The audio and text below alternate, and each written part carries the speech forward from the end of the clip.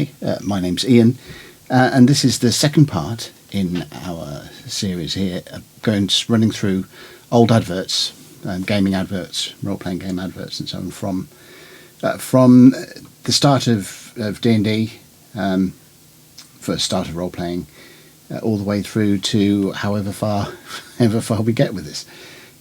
Now, we dealt with in our previous video, from the early 70s. From 74, the publication of Dungeons and Dragons, through to 1976. So in this video we're picking up from 1977, and we'll see where we get to with that. So just, remember, subscribe, like, share, all of that kind of stuff. If you want to go and drop onto my subscribe star, there's not so much there at the moment, but cup of coffee or whatever you want to throw at me, and all that stuff. Well, let's get into this second part.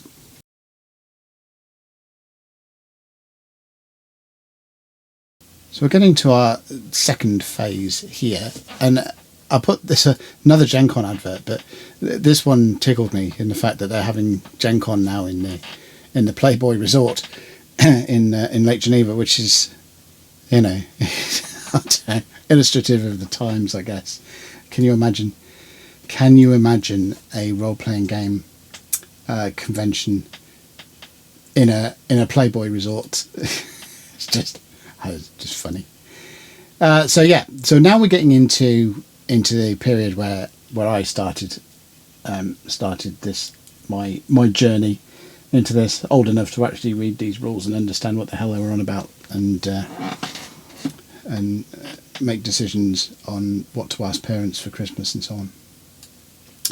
Now, this Synthicast is quite another interesting advert from what we have. There's a big debate at the moment in certain quarters about the morality of casting other companies' miniatures. So, like if you are a Games Workshop fan and you don't really fancy taking out a second mortgage to build an army,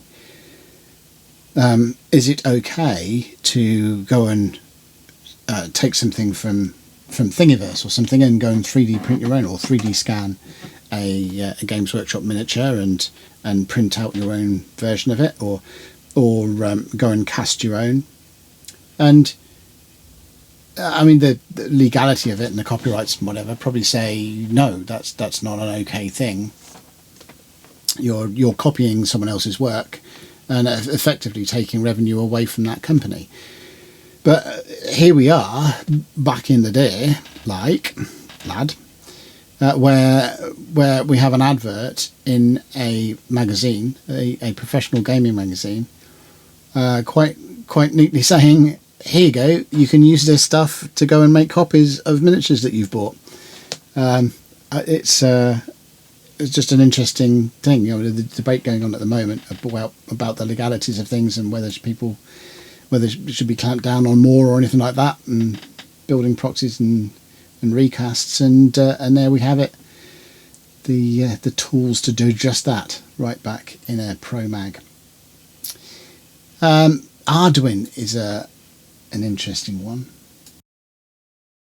It's a bit Marmite, really, as the way you want to see to it. Arduin itself was meant to be a game in its own right, but TSR felt that it was derivative from D&D, and having read it, I can pretty much say that was, well, am I going to get into legal? I don't know, but the signs are there. If you find a copy anywhere and have a flick through it, you'll see what I mean. That's not to detract from the actual setting itself, which is quite interesting, but it's very much let's put it like this: Tunnels and Trolls was an original game, and Arduin wasn't necessarily as original as that. Marmite, like I said. And here we have the city-state of the Invincible Overlord, one of the very cornerstones of Judges Guild's Dungeons and Dragons side of things, and certainly their Wilderness campaign. This is Sandbox in all of its glory. It's really good. And if you look at campaign settings these days, where you've got volume upon volume that go into absolute minutiae about this, that, and the other, and in order to understand the setting or to actually play it to its whatever, you've got 27 £40 volumes, 40 money pounds, whatever that is in dollars, probably $50 or whatever. All of this material junk that just takes away from, I think, my personal thing, takes away from the individual creativity of a referee. You're just reading stuff out. You're a narrator rather than a referee or a generator or whatever you want to call it. I don't mind. And that's not to say, people enjoy things like the Forgotten Realms and Dragonlance and stuff like that. That's fine. Knock yourself out. I think they're really good. They're really good fantasy worlds, and you can have a lot of fun with them. But I think the depth to which they are described is unnecessary and a bit detracting. But what you had with the Wilderness setting is you had some relatively inexpensive books that gave you a skeleton. They gave you just enough information. Some very nice maps, and they came with players' maps that were virtually blank, and with just key settlements and geographic features and stuff that an inhabitant would know about, and just really bare bones information that was there to inspire you to fill in the details. And of course, later during the era of third edition Dungeons and Dragons, they reproduced the Wilderness setting and the city-states of the Invincible Overlord as a massively expensive, huge book with a bunch of minutiae to it, which, whatever. It seems to be that the scope now is like why say in 32 pages that you can say in 350, but never mind. Good old days, good days. And this is interesting.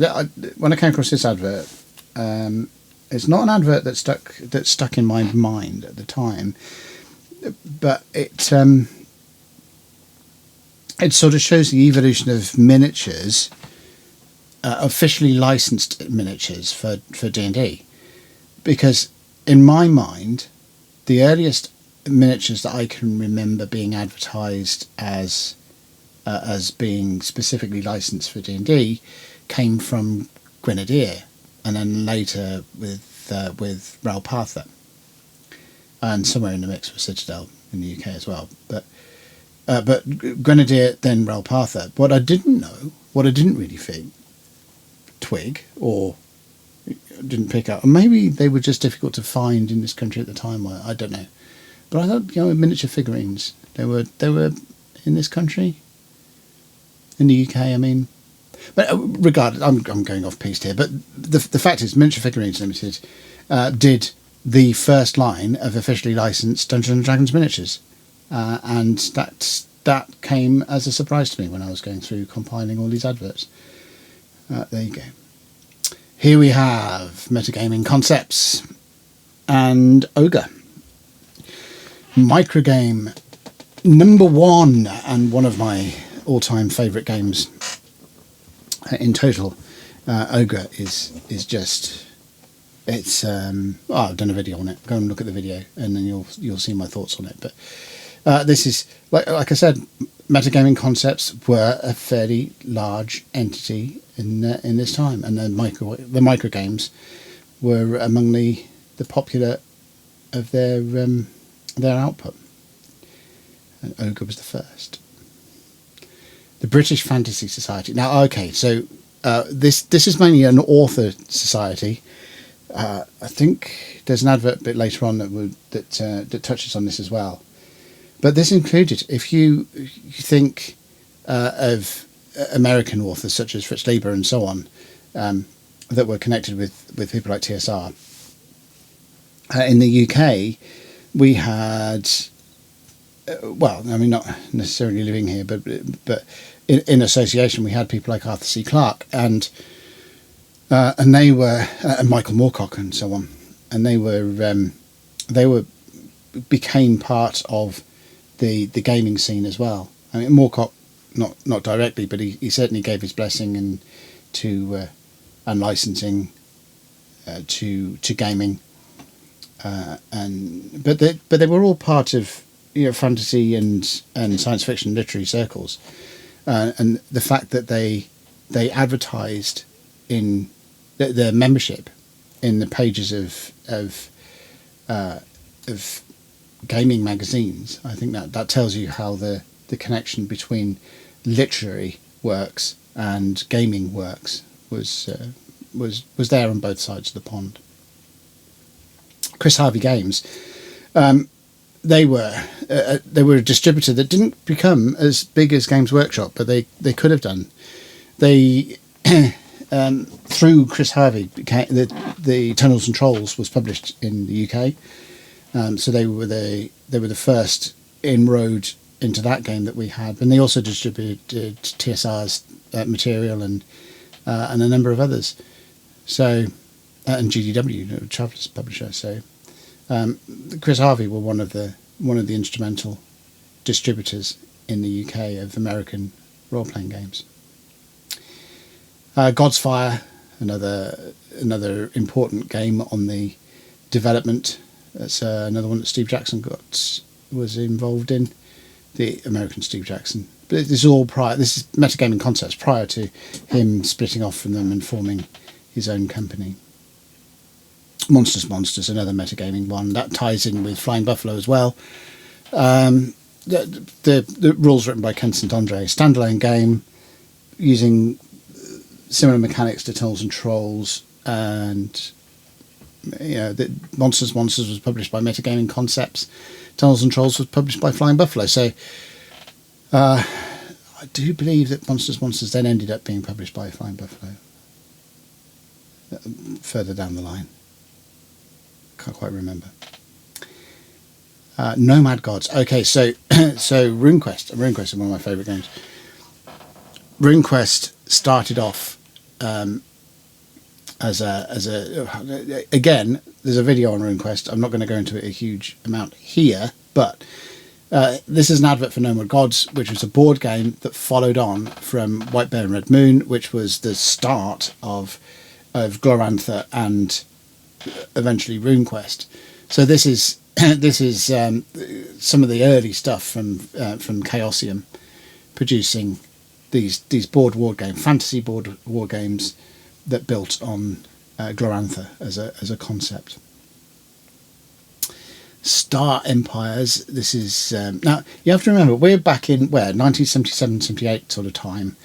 There was this little movie that came out around about 1977 called Star Wars, which you may or may not have heard of. But because on the back of Star Wars, there was a huge influx of science fiction games, Star Empires being one of them, and miniatures. I mean, the number of miniature companies that were producing wedge-shaped starship miniatures was unbelievable. And a similar kind of thing happened. 79. You got the Star Trek movie came out, and things sort of flipped to Star Trek. And you suddenly got saucer-shaped with nacelles glued on miniatures turning up, and things that were Star Trek in all but name and what have you. And even same again. So you've got you've got science fiction stuff even coming into Waddington's, big game publisher of traditional family games, getting in on the science fiction concept and advertising in these science fiction, fantasy, role-playing and wargaming periodicals. So it wasn't just the niche companies that were doing this. They were mainline ones that were jumping on these bandwagons as well. And here we go. So this is an advert from Dragon magazine, I believe, advertising the start of White Dwarf. 1977, I think it was. And make no mistake, I mean, I am not the biggest fan of Games Workshop ever, but certainly not their games from mid-90s on. I mean, Talisman, I love Talisman, I think it's a brilliant game. Space Hulk was fun, but all of the Warhammer, to me, having played war games that were probably older than I should have been playing, older in reading level or whatever than I was, and what have you. Warhammer was never something that I caught on to, and Warhammer 40k certainly not. Was when it came out, it was like you could just Games Workshop games. Their primary line in the Warhammer series, and that's Warhammer Fantasy Role Playing and everything else. That they have never appealed. The rule systems for me have just not worked, and the concepts behind them are, well, all right, I'll say it, whatever, childish. But again, if you're into those games, if you like playing them and you have a lot of fun with them, that's absolutely fine. I'm not going to detract from anyone's enjoying anything, because that's not my place. All of this is my opinion and my view on things. So if you're suddenly going to go pop up in the comments and saying, "Oh, I'm a really big Warhammer 40k fan. Why are you calling this game childish?" and blah, blah, blah. I'm calling it childish because that's what I think. If you think it's not childish and it's something that you enjoy, brilliant, all well and good, all power to you. So just my opinion. Don't get cross. People have different opinions. But all of that rambling crap before there was leading up to this point. Games Workshop during the late 70s and through the 80s was absolutely instrumental in growing the wargaming and role-playing hobby, especially the role-playing hobby, within the UK. And without the effort that went into it, and without the enthusiasm of the various editors and the way that they went about things, there's no way would the UK would be, or would it have grown in the UK the way that it did. And I mean, you're looking at, if you know anything about some of the authors of game works, you're looking at people like Carl Sargent and stuff like that, who are absolutely brilliant authors of game material. And they kind of grew up through magazines like White Dwarf. So I was a fan of Games Workshop and White Dwarf specifically for quite a very big chunk of my childhood, because of White Dwarf. I loved to bits, and it was absolutely heartbreaking when the magazine itself turned into effectively only producing material for these games that I just really did not like and just couldn't get into. And it's not like I didn't try them. And going back another 20 years was probably the last time I played anything Warhammery. And it was just, one of those things where a friend of mine that is very much into that invited us over for a game, and it reconfirmed everything that I didn't like about it that I discovered in the 80s. But we are, well, skipping ahead now.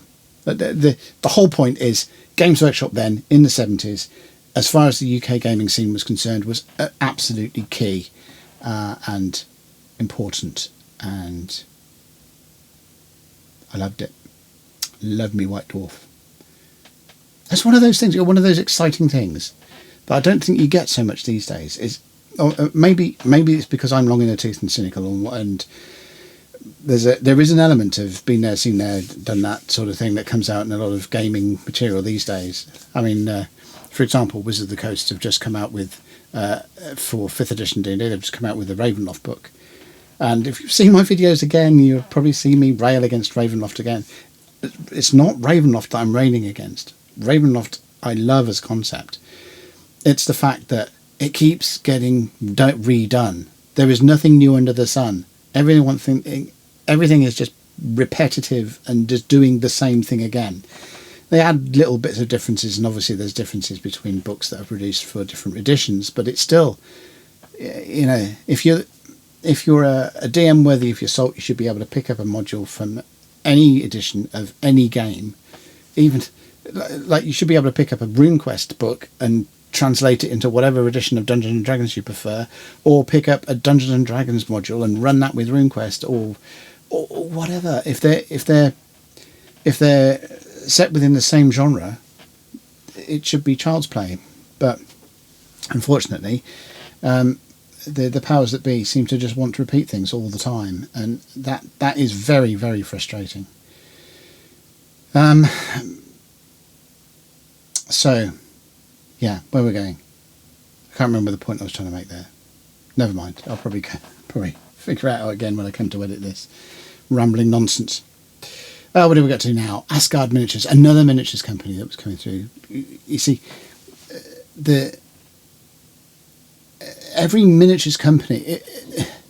The crazy thing back then, and it's still a problem now, is I say this because there was an article that I came across in going through looking for all these adverts about how do we deal with all these different variations in scale.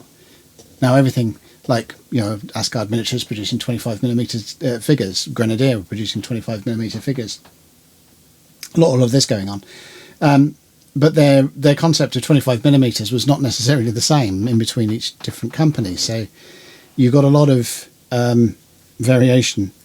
It's like, we got this figure here that's a human and it's 25mm, and we got another figure over here that's also a human that's 25mm, and yet it's a bit kind of lopsided. So and also it was advocating this. I thought was fantastic because Airfix figures was something I used to play with quite a lot. Little what were they, 1/72 scale figures, models, and usually World War II or something like that. But these guys were in their sort of, you can actually use the difference in scale in order to say that if you've got a really tall character concept, then go and find a miniature from a company whose concept of 25mm is a little bit taller than the other company's 25mm concept. That was just what it was going on about. And then it was saying, right, for getting things like elves or halflings or whatever, you can go to the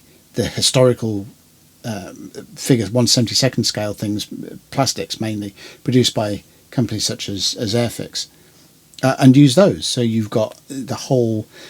It's the difference in scales across all of these, or difference in use of scales across all of these different companies, could be used to your advantage.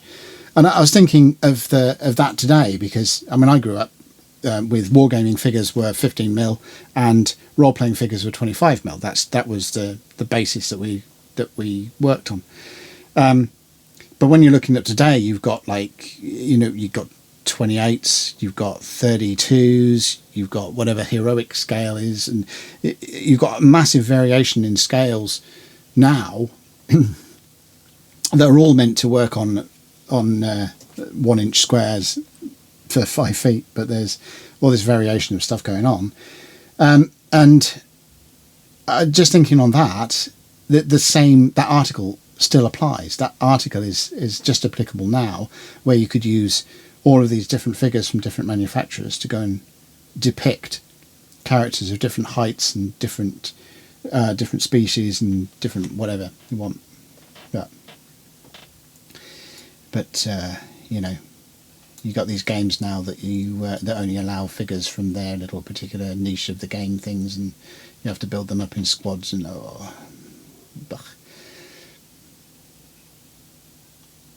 Oh, this was right. So this advert was from a sort of back page advert from White Dwarf about. Now we had.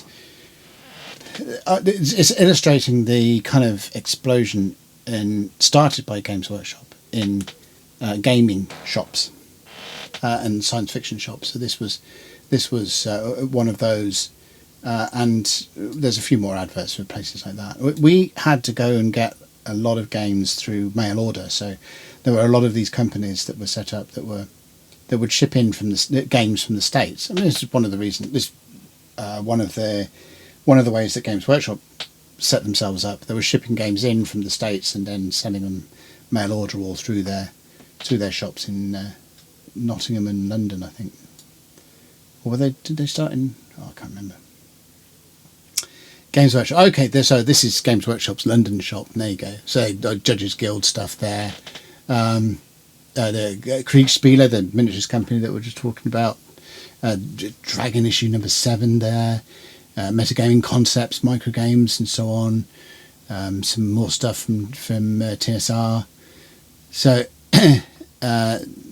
so they get that. There's and Elric and so on. There's stuff from Chaosium and what have you. So Games Workshop's shop in London was quite a place to go. And it continued to grow, and Games Workshop shops started cropping up all over the place over time as they got more popular. And again, that's a shame. Reflective in the same with White Dwarf. Games Workshop shops used to be places where you could go and you would meet different gamers that were playing different systems and so on. Something caught your eye, and it was I'd never seen that game before, and you go and flick through it and stuff, and then someone who was into that game that was flicking through the latest material, whatever, for it, would sort of you picking up the core rules for it, and you could have a bit of a chat with them about how the game played and what was it like and stuff. But now, Games Workshop shops are pretty much just, don't know, tedious places. Another advert for Ogre. See, this is an advert. Right, I can remember why I put this in. It's not just the fact it's an ogre advert. It's also Game Centre was another hub of gaming that was like the Games Workshop shop. They were another one of those shops, and they gained some success. It's one of these things where you can see they started off with a little tiny advert, and then over time the advert became bigger and bigger and bigger until eventually it was like a nice glossy full page thing, and you can kind of see how well some of these game shops were doing by how large their ads were and things. Now, this is an example of and there's a few in here, I think, of the way that game shops would advertise themselves by the games they sold. I mean, Games Workshop were sometimes like that, but it was usually like, Games Workshop, and then here's a bunch of stuff we're selling. But you got something like this. You got this looks like an advert for Starship Troopers by Tally Ho Games, right? But it's not. It's an advert for Tally Ho Games that are selling Starship Troopers, which is an Avalon Hill game.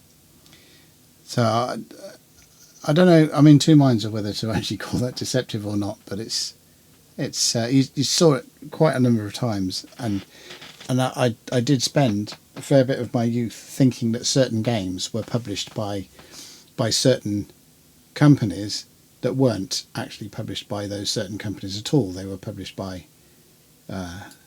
actual publishers instead of shops. They were just advertised by the shops in the way that they used their big words, big font sizes over the actual description of things. Tunnels and Trolls.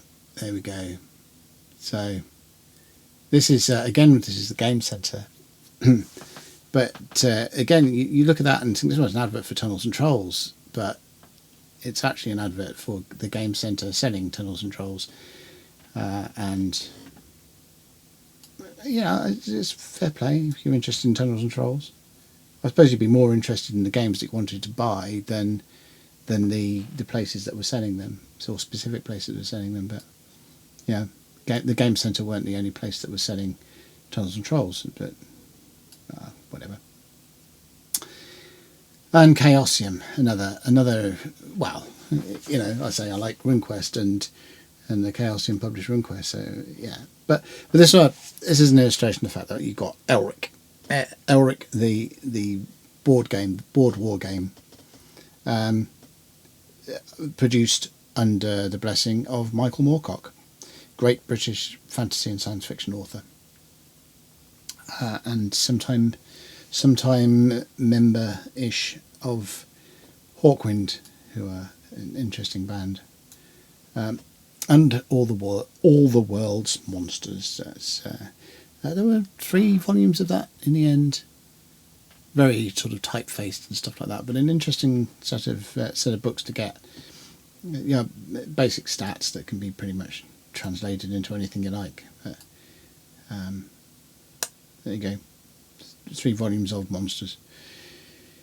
Oh, and there we go. So this is this is the Holmes advert for the Holmes edition.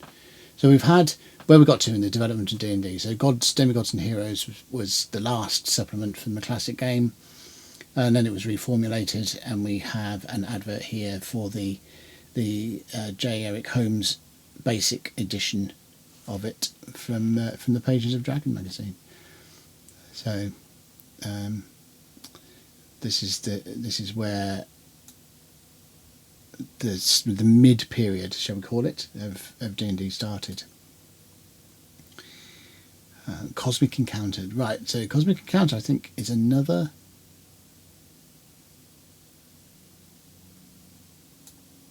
Was this another PPM? I can't actually remember, but.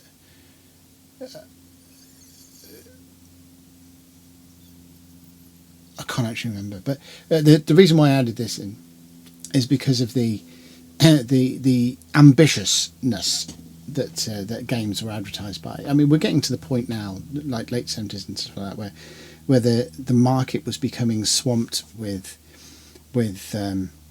fantasy. The D&D had really been a massive success, so a lot of companies wanted a piece of that pie. Science fiction was really coming to the fore, like I said, with Star Wars, showing just how popular the genre could be after it being fallow for quite a long time. And this led to a lot of games of various types coming out, and obviously each of these games wanted to try and show how much better it was than all the games around it. So where you've got this tagline here where it's going, Cosmic Encounter took 5 years to develop, but you'll be playing it for the next 50. Now, by my reckoning, Cosmic Encounter should still be being played now. Maybe some people out there are still playing it, but I can't even remember how a game works. So certainly I'm not one of them. Now, Games Day was another gaming convention that set up a UK gaming convention before Gen Con UK started up, organised by Games Workshop. So it was in London. There were some minor game conventions set up, but I think Games Day was the first large one that we had in the UK. And Ralpartha. Now this is this is really an advert for Wargame Publications in Scotland, rather than an advert for Ralpartha themselves. So it's another one of those sneaky things. But we'll wander into Ralpartha again. But as far as growing up, as me growing up, buying miniatures for games, there are a few miniature companies that were really the hub of everything. One of them was Ralpartha, one of them was Grenadiers we've come across, and the other was Citadel, which hasn't at this point in our journey through adverts hasn't actually come about yet. But Citadel was is. Are they still a thing, or has Games Workshop completely folded? I don't know. Well, Citadel was Games Workshop's miniature sidearm, but I think they bought it from another company and then made it into their own thing, or what have you. I don't know.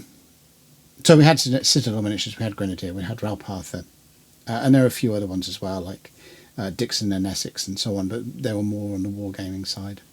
Museum miniatures, got a fair few armoured people from them as well.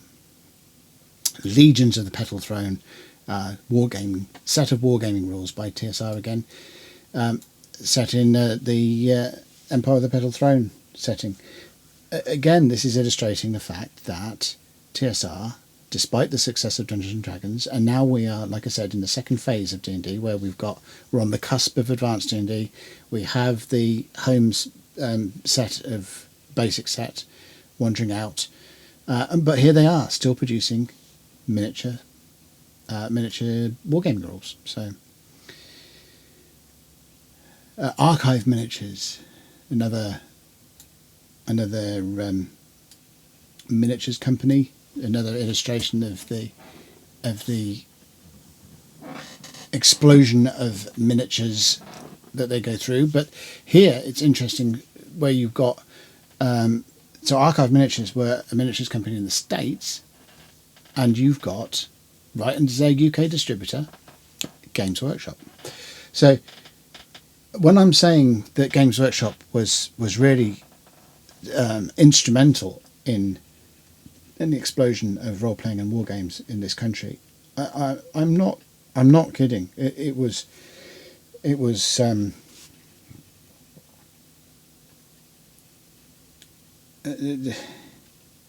yeah, but I can't imagine what the development of these games would have been like without them. Love or hate them now, but this is what they were. And here we go. Advanced Dungeons and Dragons. Here is the beginning of it.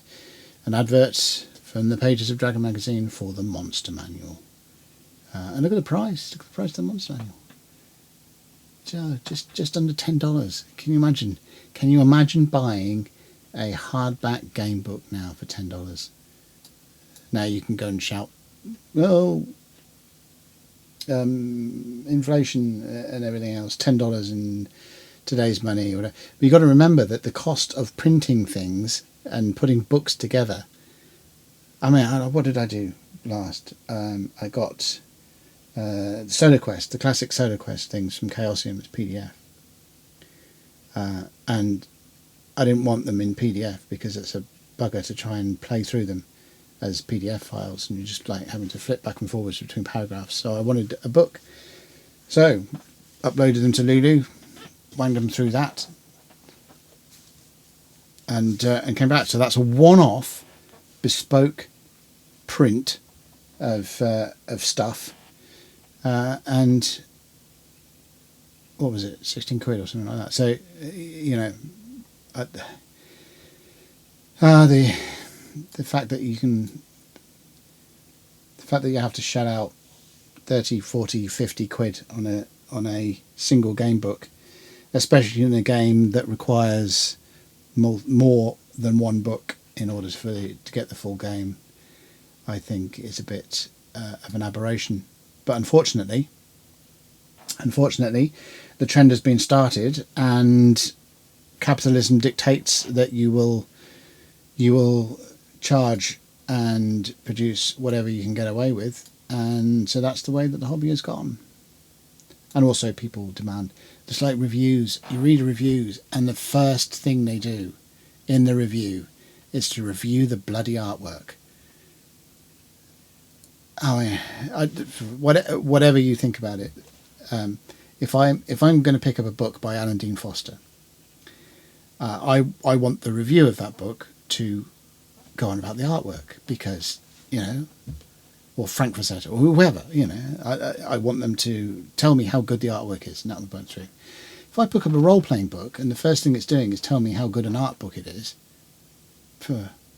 So I'm just going to skip over those first 3 paragraphs and get back to the bit that tells me how good a role-playing book it is. Because if it's a fantastic artwork book and the actual role-playing content in it is just crap, then why would I want to buy it? I don't see the point. I mean, you can tell things like Traveller. Let's go to Traveller 5. Yeah, brilliant set of rules, toolkit of rules. Some major flaws if you don't have a mindset to actually tinker with things and play around with things to actually get things to work. The game certainly doesn't work straight out of the box, but that's by the by. The artwork in it is not glossy and is not mega. Hasn't been done by Leonardo da Vinci or anything like that. But perfectly functional rule books. I don't know. What do you think? Comments below. It is how important is artwork in your gaming books to you? I'm interested to know, because not very is my thing. It's nice to have illustrations, especially in monsters and stuff like that, where you've got an illustration that shows you what the monster looks like. It's useful then, but here's a glossy spread of something. I think it just adds unnecessary cost and volume to the books. Whatever. Give me your thoughts. Star Troopers, Interstellar conflicts in 25 milliscale. There we go. Look at this. Figures that look like stormtroopers and stuff. Another miniatures company jumping on the fact that these things have done, certain movies have done really well. But a different distributor company here. It's Greenwood and Ball, and they advertise quite a lot, miniature scales and things. And another miniatures company here, that again from Wargaming Publications, Scotland. And metagaming. Now you can see, like, metagaming now, they're putting a lot of effort into the Fantasy Trip. I think this was meant to be their effort in written largely by Steve Jackson, and an attempt to be their metagaming's attempt to eat into the success of D&D as on the fantasy game front.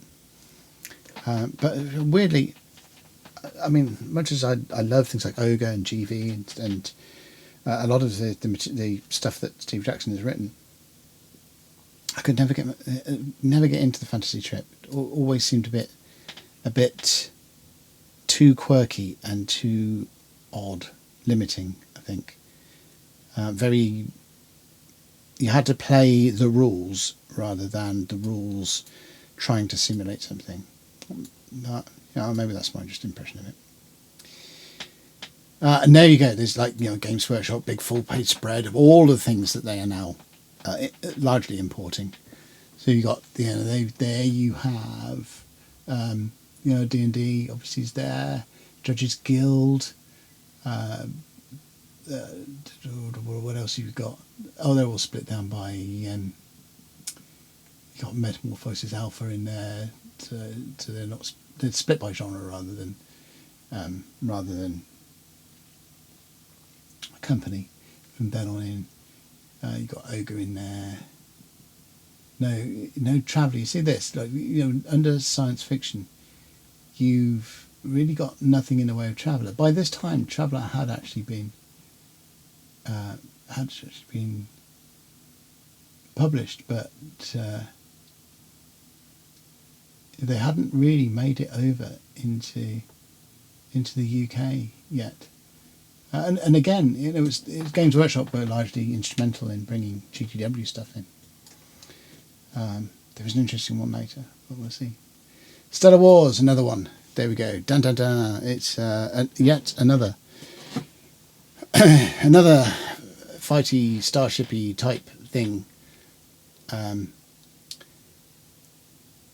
Again, this is another one that was like largely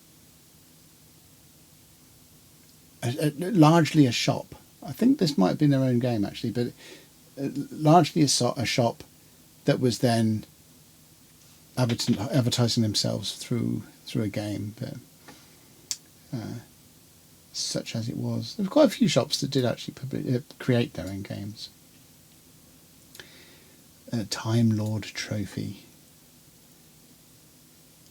4D, it's like 4D chess sort of thing. This was an annual competition that they tried to set up. I don't know how far it got, but it was an interesting concept at the time. To show you, this just an illustration of some broad base of gaming concepts that were coming through.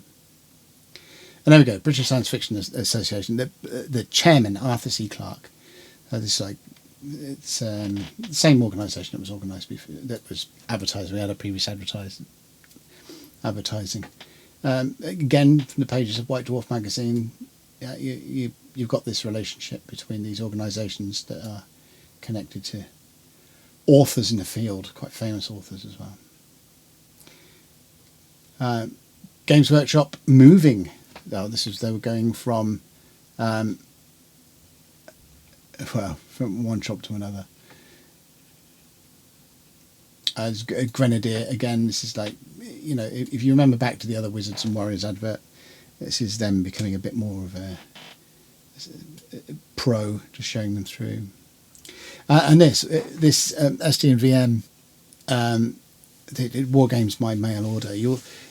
These developed into SDVM. You see that? SD and VM. They developed into SDVM, and SDVM are still today one of the major mail order games companies out there. But they were like Games Workshop and so on. They became more into the 80s and whatever. But they became one of the major players in getting our British hands on American games that we wouldn't necessarily be able to pick up. So here we go. So this is another one. This is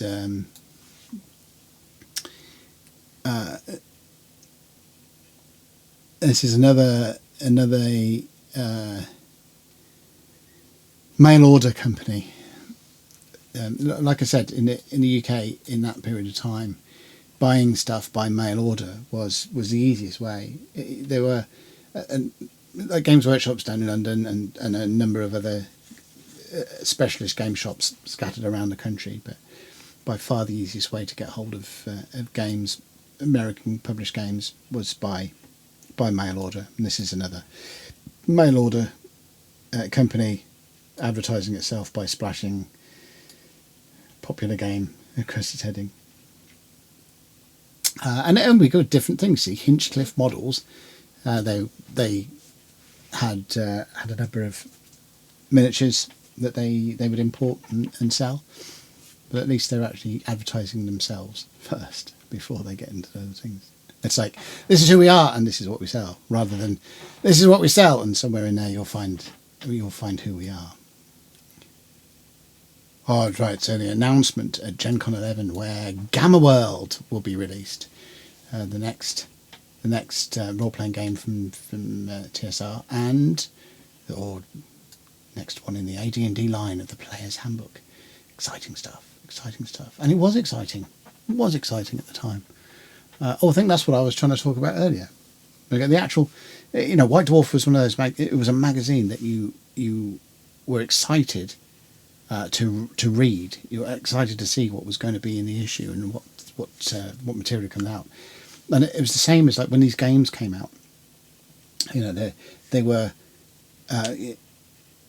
advertising and things like that, but it was like, I'm really excited to get hold of the latest D&D module that's coming out and so on.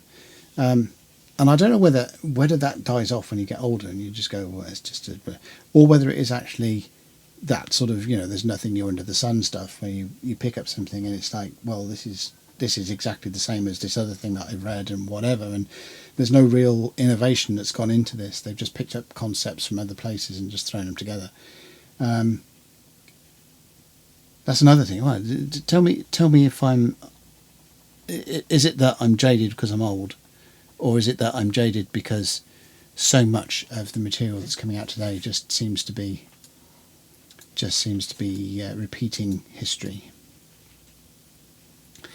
More metagaming concepts this time, with GV coming out and so on, and nice coloured spreads that they were coming out with. This was I think at this point, had Steve Jackson left them by this point, possible, or wasn't far from. And here we get RuneQuest. So RuneQuest, role-playing game based on Chlorantha, built on White Bear Red Moon, and published by the Chaosium. Here we get its first one. And Dragonmeet was another convention in the UK, in London, that I think still pops up now and again. I think, was it Dragonmeet that Pro Fantasy reinstigated at one point?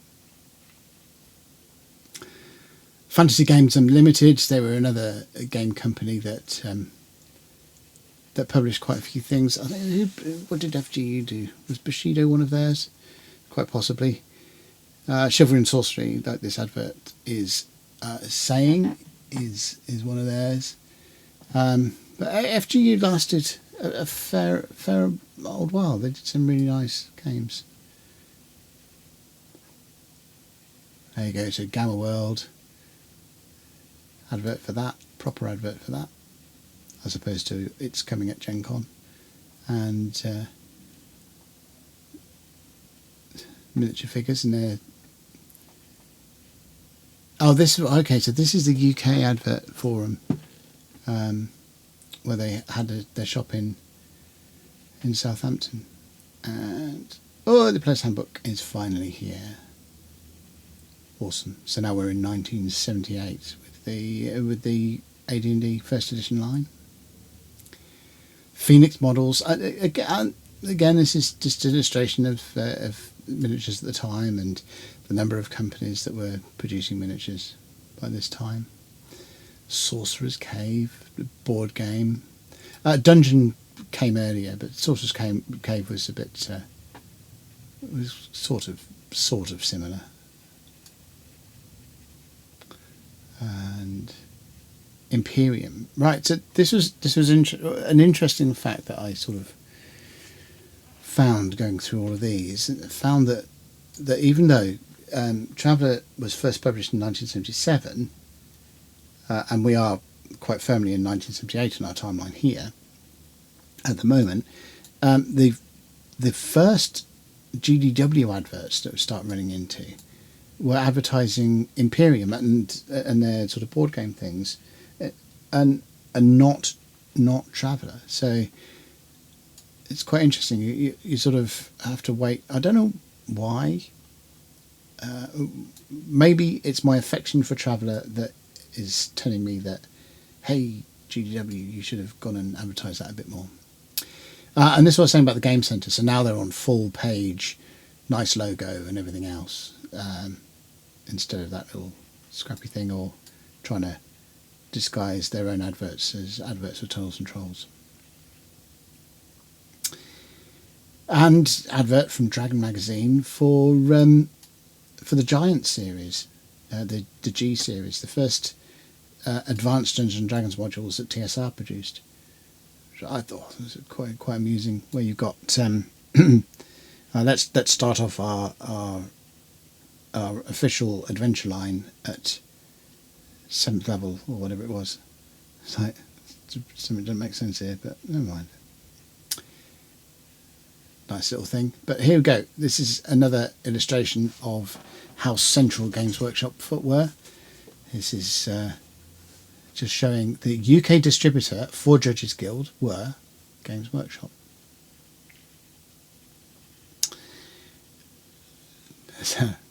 an advert for the D series of modules, Descent into the Depths, Shrine of the Kyoto, and the Vault of the Drow.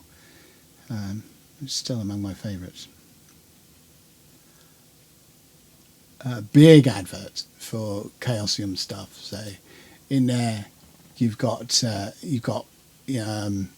White Bear Red Moon. You've also got big thing on RuneQuest and so on. So Chaosium now making a big song and dance about what they're doing, and and now officially called Chaosium instead of the Chaosium. So a bit of a change in their direction there. And this was an interesting thing, because in the late 70s, this is where you started getting computer games coming in, and they were still quite rare. Still, this is like the real start of things, and here we got Games Workshop in the UK getting involved in selling Atari game modules. So it's interesting just to see how divergent Games Workshop were at the time. Not only were they importing all of these different role-playing and wargaming miniatures and games from the States, but they were also getting involved in the home entertainment digital side of things as well, or what do they call TV entertainment. But here we go, and finally this section we wind it up with the Tomb of Horrors, an advert for.